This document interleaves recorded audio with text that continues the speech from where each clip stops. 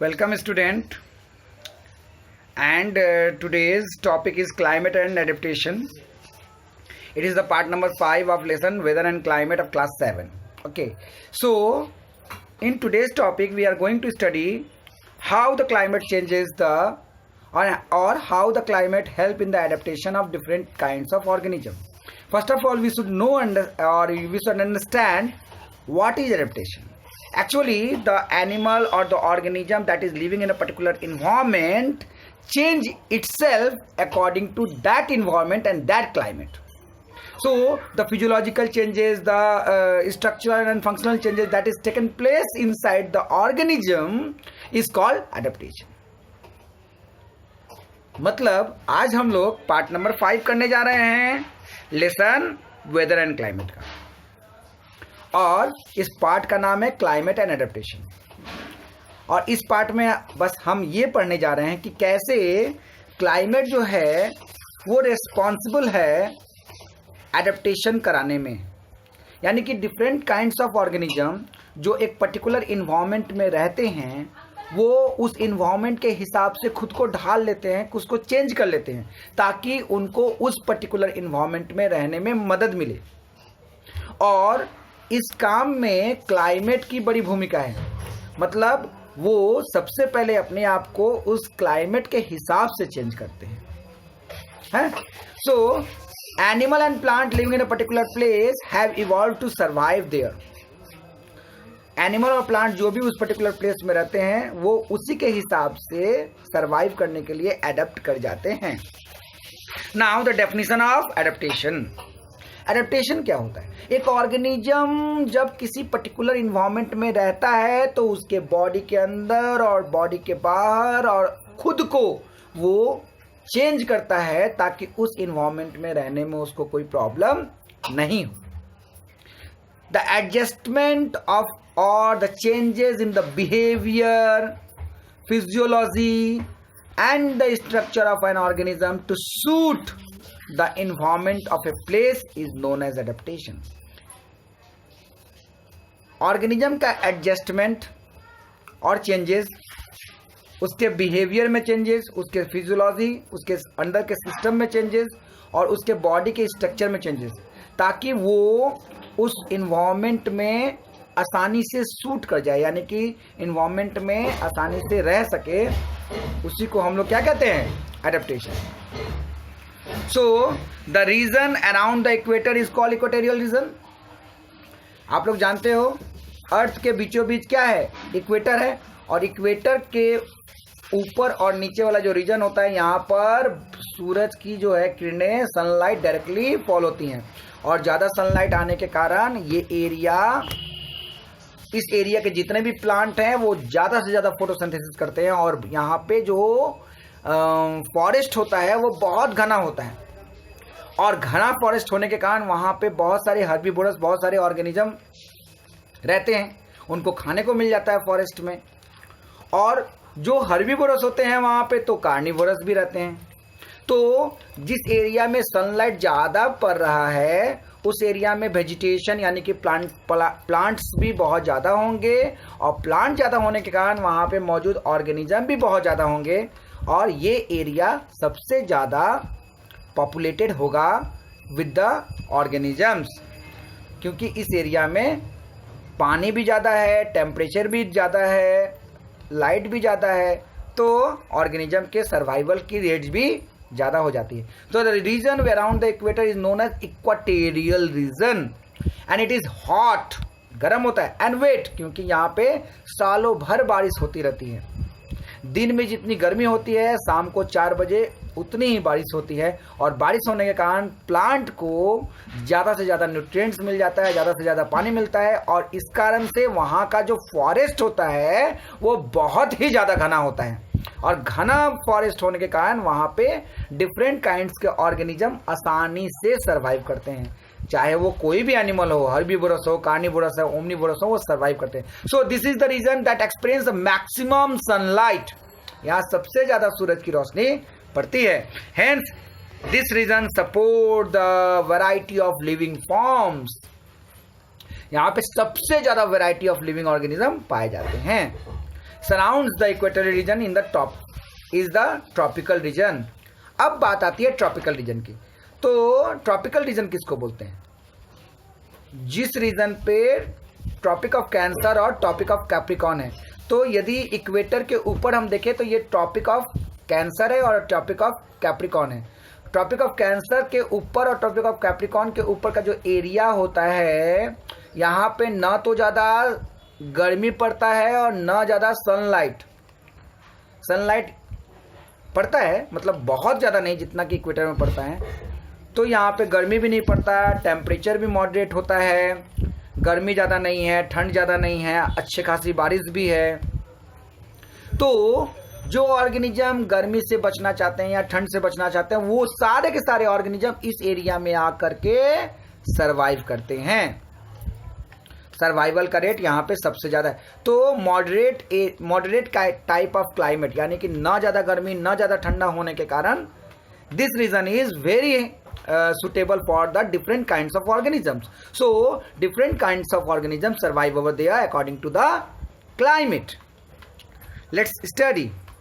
Hence this region support a variety of living organisms. So surrounding the equator there is a tropical region. Indian subcontinent means our country. Our country also fall in the tropical region. The summer are warm, means summer are hot. Winter are cool. Obviously winter will be cool. And there is a moderate rainfall, and rainfall is moderate, means enough. So it is neither too hot not too cold, and there is a moderate rainfall. These three things support the living organism to survive very easily in that particular region. This area, और ये तो बहुत simple important बात है, समुद्र के किनारे, ये मान लो ये समुद्र है, समुद्र के किनारे जो एरिया होता है जिसको हम लोग कोस्टल एरिया बोलते हैं, यहाँ पे समुद्र का जो पानी है, वाटर वेपर है, वो जाता है, वाटर वेपर जा करके यहाँ पे बारिश करवाता है और बारिश करवा करके फिर ये पानी बह करके नीचे की तरफ आता है। तो इस एरिया का जो क्लाइमेट होता है वो भी ज़्यादा गर्म नहीं होता, ज़्यादा ठंड नहीं होता, और बारिश तो लगभग होता ही है, अच्छा खासा बारिश होता है। तो वहाँ पर प्लांट ज़्यादा सर्वाइव करेंगे, प्लांट अच्छे से डेवलप करेंगे, और प्लांट डेवलप करेंगे तो ऑब्वियसली वहाँ पे जितने भी ऑर्गेनिज्म हैं वो आसानी से डेवलप करेंगे, वो आसानी से उस जगह पे रह सकेंगे। तो समुद्र के इलाके की जो आसपास का जो इलाका होता है उसको हम लोग कोस्टल एरिया बोलते हैं। The area near the sea between the mountain receive the abundant rainfall, अच्छा खासा बारिश होता है, and hence there is a evergreen tree. अब देखो ट्री दो तरह का होता है, evergreen and deciduous. Those tree whose leaves do not fall throughout the life. बहुत सारे प्लांट ऐसे होते हैं जो साल भर हरे भरे होते हैं और अपना पत्ता तोड़ के नहीं गिराते, ऐसे प्लांट को हम लोग बोलते हैं evergreen. And there are so many trees which shed their leaves in a particular climate either before the summer or before the winter to survive the severe kind of climate। मतलब climate से बचने के लिए बहुत सारे plant ऐसे होते हैं जो अपने सारे पत्ते को एक पर्टिकुलर क्लाइमेटिक कंडीशन, एक पर्टिकुलर सीजन से बचने के लिए सारे पत्तों को तोड़ के गिरा देते हैं, जैसे ठंड के मौसम में या फिर गर्मी के मौसम में। तो इसको हम लोग क्या बोलते हैं? डेसिडुअस ट्रीज, यानी कि पतझड़, पत्ता झड़ जाने वाले trees. So the forest and the tropical regions are classified into rain forest और ड्राई फॉरेस्ट और ग्रासलैंड और कोस्टल फॉरेस्ट। अब देखो फॉरेस्ट भी यहाँ पे 4 तरह का बताया जा रहा है। ट्रॉपिकल रीजन में 4 तरह के फॉरेस्ट होते हैं, वेरी इंपॉर्टेंट। रेन फॉरेस्ट, वो फॉरेस्ट जिस जहाँ पे बहुत ज़्यादा रेन होता है, उस रेन के वजह से वहाँ फॉरेस्ट बन गया है, उसको बोलते हैं रेन फॉरेस्ट। जहाँ पर रेन होता ही नहीं है, डेजर्टेड है, उस जगह को क्या बोलेंगे? Dry forest. वहाँ पे आपको कैक्टस मिलेगा और भी एलोवेरा वगैरह। ग्रासलैंड, जहाँ पे बहुत स्कैंटी रेनफॉल, बहुत कम बारिश होता है, उस जगह को हम लोग क्या बोलते हैं, वहां पे सिर्फ ग्रास होगा, कुछ नहीं होगा, छोटे छोटे ग्रास, बड़े बड़े ग्रासेस होंगे, उसको हम लोग बोलते हैं ग्रासलैंड। और कुछ एरिया ऐसा है जो समुद्र के किनारे है, और समुद्र के किनारे होने के कारण वहां पे नमकीन मिट्टी है, मिट्टी नमक से भरी हुई है क्योंकि समुद्र का किनारा है। तो वहां पर एक पिकुलियर काइंड ऑफ फॉरेस्ट मिलता है, उस फॉरेस्ट को हम लोग बोलते हैं रेन फॉरेस्ट, और कोस्टल फॉरेस्ट, और इसको हम लोग मैंग्रोव्स भी बोलते हैं।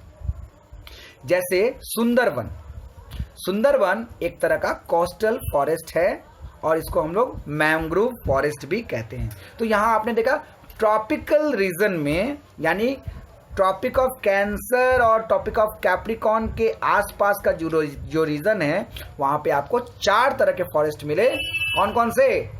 Rain forest, dry forest, grassland और कोस्टल फॉरेस्ट और मैंग्रोव फॉरेस्ट। चलो आगे बढ़ते हैं। अब बढ़ते हैं हम लोग डेजर्ट वेजिटेशन। बहुत जगह ऐसा है कि गर्मी के कारण डेजर्ट है, पूरा जमीन जो है वो एकदम गर्म बालू से भरा हुआ है, वहां पे सनलाइट एकदम बहुत तेजी से गिर रहा है, बालू एकदम गर्म है, पानी अवेलेबल ही नहीं है, प्लांट कैसे सरवाइव करेगा? तो उस जगह का जो ऑर्गेनिज्म होता है, उस जगह के जो वेजिटेशन और या फॉरेस्ट होते हैं, उसको हम लोग क्या बोलते हैं? डेजर्ट फॉरेस्ट, क्योंकि उसके मिट्टी में पानी है ही नहीं। सो this is a very less vegetation. There is a very less vegetation, or very few number of plants you will found in the area that is covered by the desert, because there is a very intense heat, very huge sunlight falls on it, and very huge heat over there, and there is a shortage of water is also over there.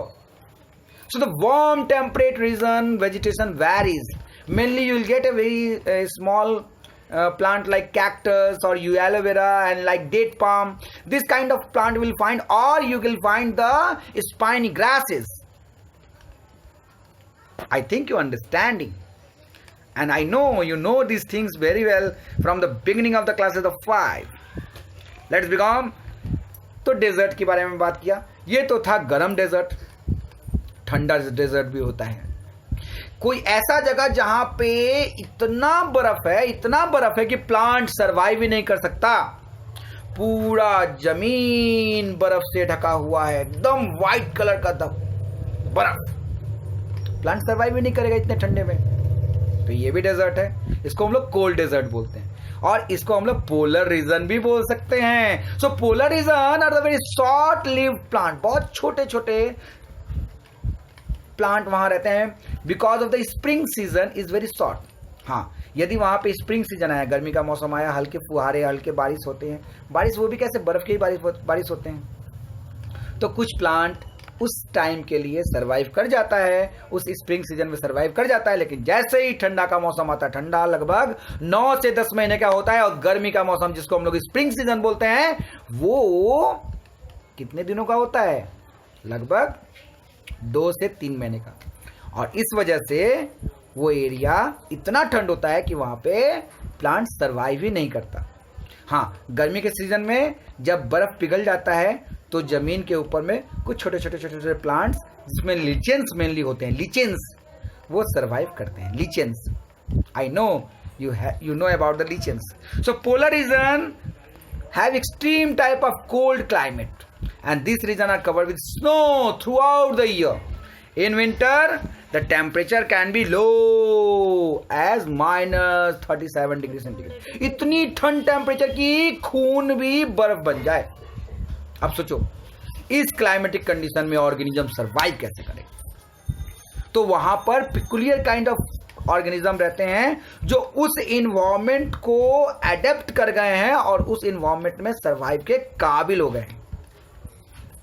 बहुत कम ऐसे organism हैं जो उस ठंडे वातावरण को, ठंडे environment को एडेप्ट कर लिए हैं और सरवाइव करने के काबिल हो गए हैं।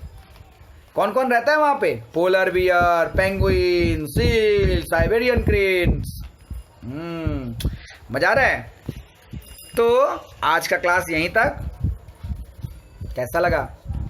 इसको अच्छे से पढ़ो और इसको नोट करो, कॉपी में नोट्स बनाओ और लर्न करने की कोशिश करो। और यदि कोई प्रॉब्लम होता है तो यहाँ तो गोपाल सर है ही हेल्प करने के लिए, है ना। Hope for your better learning. Bye bye.